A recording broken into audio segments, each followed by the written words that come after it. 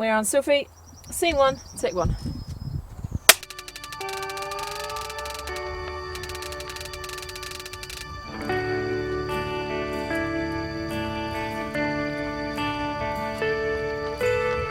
Hi, I'm Phil Arntz. I'm the director of the short film Sophie. Hi there, my name is Alex Campbell. I'm the producer for the short film Sophie. I came on board this project, funnily enough, through Phil Arntz, the director. He approached me whilst I was abroad in New York via Twitter, of all places.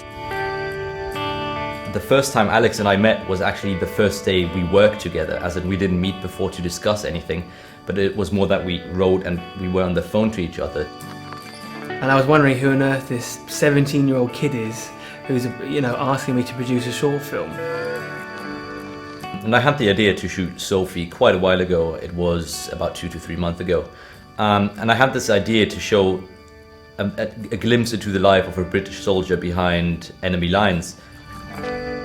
He sent me the script and I read it. It was simple but a really beautiful story. I could see the potential for it.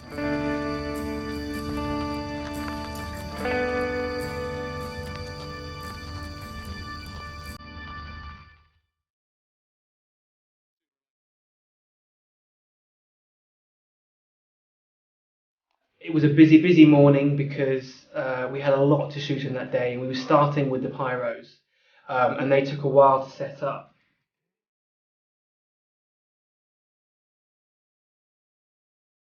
One of the most incredible things about this location, which we only found out on the recce, was that the guy who kind of runs the thing has a business called Khaki Devil.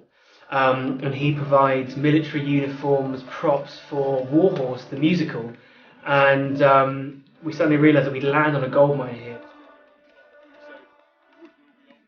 We shot the short film on a Sony FS100, and we also managed to secure size C3.2 compact prime lenses. And they were kindly supplied by Video Europe, who helped us out a lot along the way. The film looks absolutely incredible due to amazing costume by Harry Kandel and very good makeup by Kylie McMichael, and thanks to our military advisors, it all looks the part.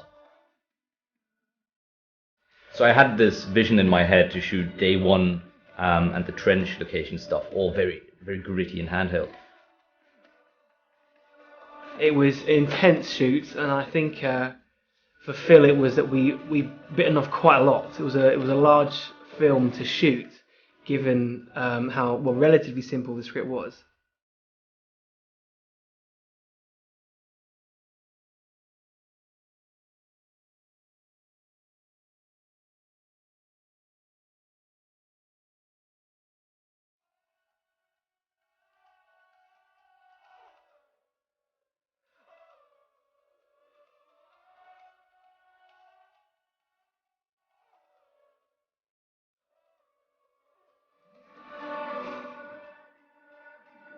Casting the role of Rakes was not too challenging because I already knew a guy called Robin Barley. I knew that he was perfect for the role because his look was incredible, and after we did a screen test about 2 months or maybe a bit more before we started shooting the film, I just knew that the way he delivers his emotion and is just incredible. Well, I sent Alex the footage, and Alex also thought he's the right person for it. He has the look and the acting is just right.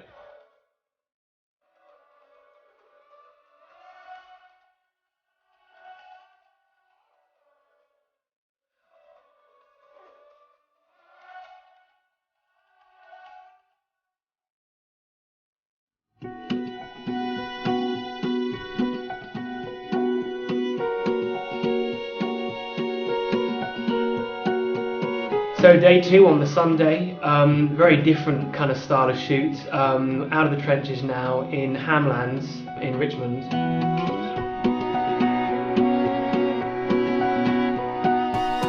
Filming with Samuel and Evan. Amazingly, they're not professional actors, but they just fit in the role so perfectly. And also they're brothers anyway, so they know each other. And I managed to, before shooting, get Robin to meet the boys and just kick around a football just to get to know each other and and just bond, I guess. So when they actually come to act together on the day, it wouldn't be so awkward. When Alex cast Samuel and Evan, I was very pleasantly surprised because they just delivered and delivered. They had to run up and down this woodland path about, I don't know, 8 or 9 times, and they just did it without complaining, and they were just a joy to have on set. The Steadicam stuff took a while to get right, and blocking out the movement took time. And I think by lunchtime we were, I think, 3 hours behind, even worse than the first day. Again, we always sing our praises of Alison. She was phenomenal in pulling the team together. We had Sophie Scott, fantastic actress, a really good friend of mine as well, and she's worked with Manoj Huda and some fantastic people in the industry, and she just gelled so well with Robin. Sophie Scott was exactly the supporting lead I imagined in my head. A young, very pretty girl who fits very nicely into the character of Stephen's wife.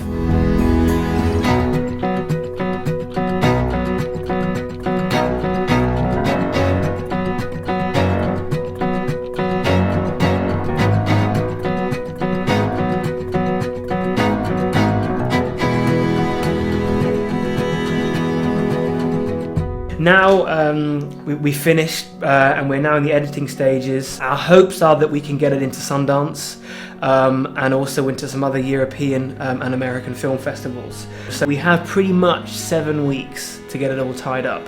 And so I guess the new challenges begin now with editing and grading. We have some fantastic people have come on board to help us with that. So we've got doing a lot of the sound in Australia. We're doing the grading in the US. It's been one of these, it's always even from the beginning, it was a collaborative process and a collaborative film. And now it's fantastic to know that we've got people all over the world wanting to help us. And of course our big aim, and I said this with Phil from the start, you know, what is our aim with this movie? What do we want to achieve apart from, you know, to produce something that we're proud of, that looks great, that feels great, that shows off our abilities, something that actually we could use to help further our careers, but also we could use maybe to elaborate and develop this into a feature-length film. So actually our next steps with this is to get it into the film festivals, to raise the awareness of Phil, who is amazingly 17, to raise the awareness of this kind of project, and actually the fact we can bring all our resources together and produce a feature-length film for £100,000-200,000 budget. So that's our next steps once we produce them, once it's got out there. So who knows what will happen, but I know that it's really exciting.